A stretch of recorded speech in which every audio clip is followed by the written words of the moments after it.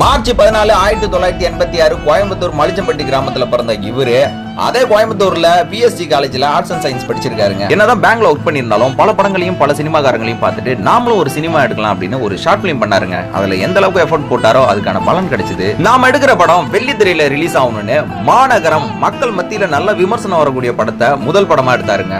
அதுக்கப்புறமா கார்த்தியை வச்சு கைதி அப்படின்ற ஒரு படத்தை எடுத்தாருங்க. இது பிகில் ரிலீஸ் ஆன டைம்ல வந்து ரிலீஸ் ஆச்சு. அந்த டைம்ல வந்து எவன்டா இந்த படத்தோட டைரக்டர் அப்படின்னு தேடுறப்பதான் லோகேஷ் கனகராஜ் தமிழ் சினிமாவோட வேற லெவல்ல பீக்ல வந்தாரு. அதுக்கப்புறம் நம்பர் 1ல இருக்கும் நம்ம தளபதி விஜய் வச்சு மாஸ் படமான மாஸ்டர் கொடுத்தாருங்க. லாக்டவுனுக்கு அப்புறம் ரிலீஸ் ஆனதுனால தியேட்டர் உரிமையாளர்களுக்கும் ரசிகர்களுக்கும் நல்ல திருப்தியை கொடுத்துச்சுங்க.